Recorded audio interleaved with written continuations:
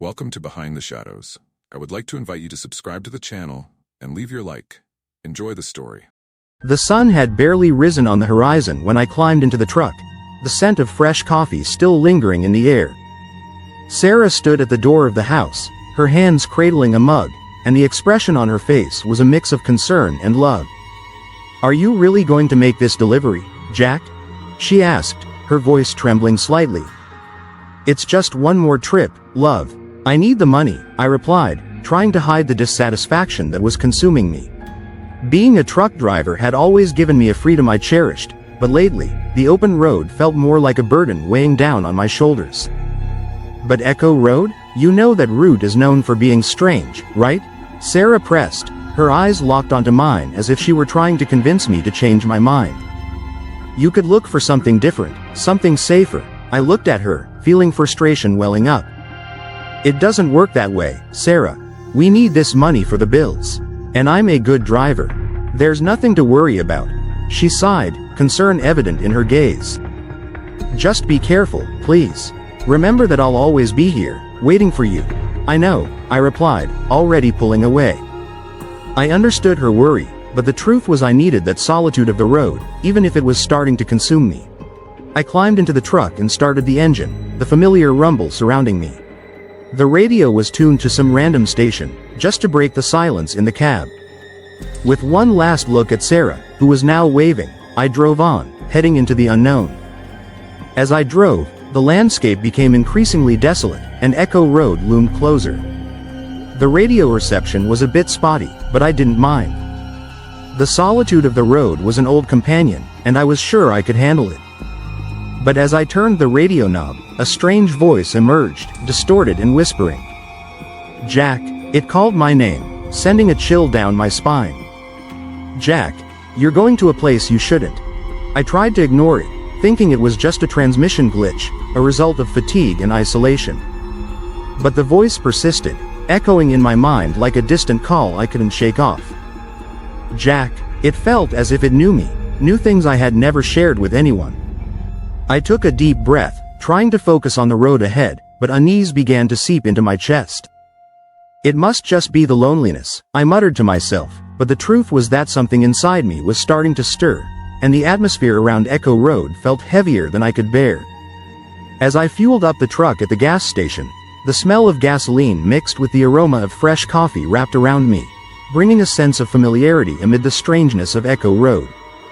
The attendant, a young man with disheveled hair and a tired look, watched me with a mix of curiosity and concern. "You're heading down Echo Road, right?" he asked, leaning over the counter. "Yeah, that's right," I replied, trying to sound casual. "Why, is something wrong with it?" He smiled nervously, as if he was about to share a secret. "They say it's a cursed place. There are stories about drivers who never came back. And some say the road talks to you." I laughed, trying to shake off the unease growing inside me. "It's just a road, man. People love to make up stories." But as I filled up my tank, I couldn't shake the chill creeping down my spine. The voice on the radio seemed to grow louder, as if it was watching me, waiting. "You don't believe it, do you?" The attendant pressed on, his tone mixing skepticism with fear. "But listen, if you hear something, if the voice calls your name, don't answer. It's better to just keep going. Don't worry, buddy. I don't take orders from ghosts," I replied, trying to sound confident. But as I climbed back into the truck, the feeling that something was about to happen lingered over me. Back on the road, the radio crackled, and the voice returned, more insistent than before. "Jack, Jack," it whispered, feeding off my fear. "Do you remember Daniel?" A knot formed in my throat. Daniel. My friend. The accident. I always thought I could have done more to save him. "Shut up," I shouted, but the voice wouldn't be silenced. "You let him die, and now, you're running away from yourself." Desperate, I began changing the stations, but the voice persisted, echoing in my mind like a haunting reminder of a past I wanted to forget. That's when I realized it wasn't just a radio issue. It was as if Echo Road was stripping me bare, revealing every secret I had buried. "Enough. I don't want to hear this," I yelled at the radio, but the voice grew more aggressive, demanding that I confront my demons. With my heart racing, I decided I needed to pull over. I needed a moment to collect myself, far from that road that seemed alive and somehow knew every shadow of my past. I stepped out of the truck, feeling the hot asphalt beneath my feet. The horizon stretched out in a desert of solitude, and a strange sensation washed over me, as if someone's eyes were fixed on my back.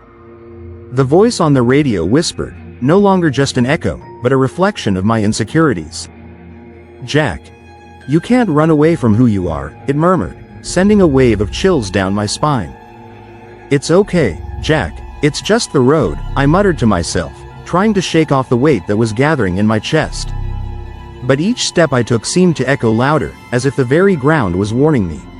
I looked around, but there was no one. Just twisted trees and a sky that seemed to promise a storm. That's when I saw something shiny by the roadside. A diary, worn and dirty, as if it had been forgotten by someone also searching for answers. With a chill in my stomach, I approached and picked up the object.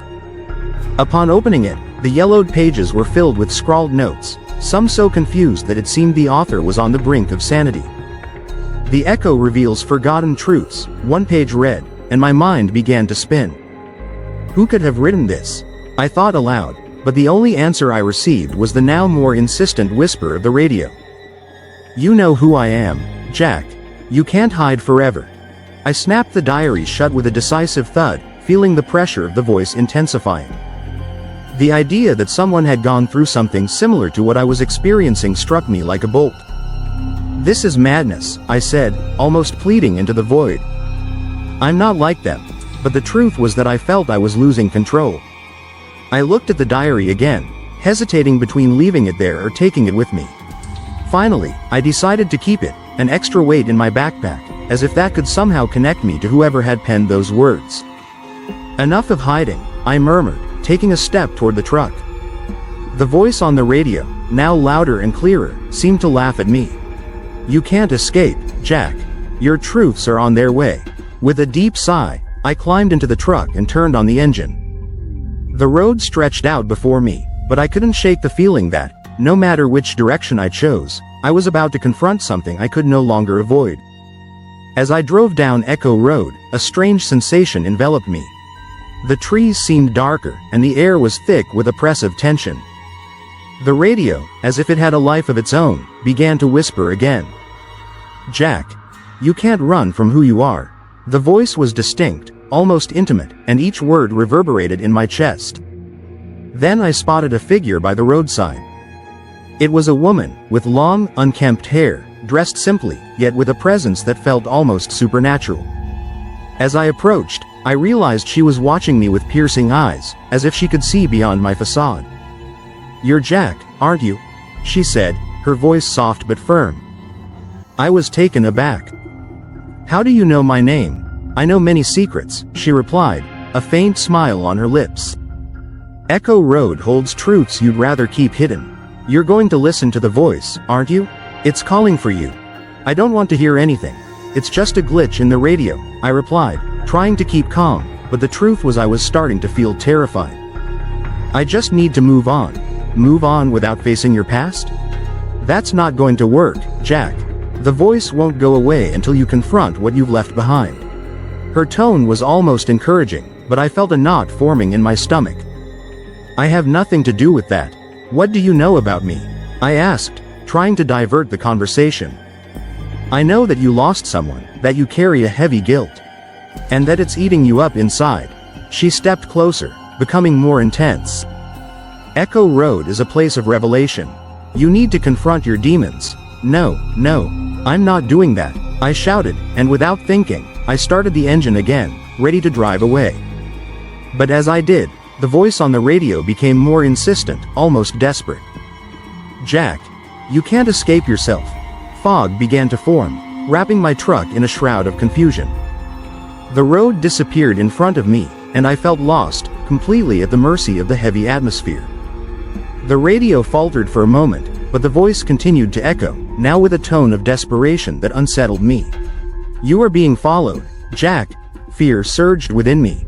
I glanced at the rearview mirrors, but all I saw was fog. "Who's there?" I asked, my voice nearly faltering. Show yourself. The answer came in a deafening silence, and the radio began to emit agonizing static. I didn't know what to do, but I felt the road becoming more winding, as if I were being pulled into an abyss I couldn't comprehend. The woman was right. There was something inside me that needed to be faced, but I wasn't ready for that. The fog thickened, and with it, the certainty that Echo Road held secrets I wasn't prepared to uncover.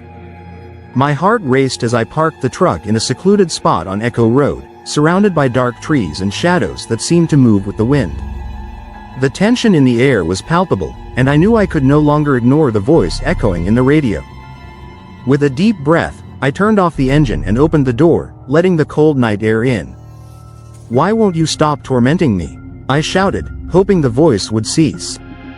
But instead, it whispered again, clearer than ever. "Because you need to listen to me, Jack." I closed my eyes, trying to focus. "What do you want from me? What do you want me to do?" I asked, my voice mingling anger and fear. "I am you, Jack. I am the part of you that you've forgotten, that you've tried to bury." The response reverberated inside the cabin, and I felt a chill run down my spine. The voice wasn't just an echo, it was a distorted reflection of myself. "You can't run from what you've done." The memory of past choices began to invade my mind. The accident, the unspoken words, the moments I let slip away. "I can't change anything. So much time has passed," I protested, almost begging. But the voice continued. "What if I told you that you can? That every regret is a door you can reopen?" I leaned forward, my hands gripping the steering wheel tightly. "No, that's madness. I'm here for a reason, and I won't let you manipulate me." But as I spoke, an image began to form in my mind. I saw my brother, the fight we had years ago, and the guilt that had consumed me ever since. I should have been better. I should have done more for him. "Exactly," the voice whispered, now in a softer tone. "Confront your past, Jack. Only then can you move forward." Tears began to slide down my face, and I realized that I couldn't escape the truth. "You're right. I will face it." The voice fell silent, as if watching me, waiting for my next move. I knew I couldn't continue living in the echo of my choices. With one last look at the road ahead, I took a deep breath and told myself, "Come on, Jack. It's time to face what you left behind."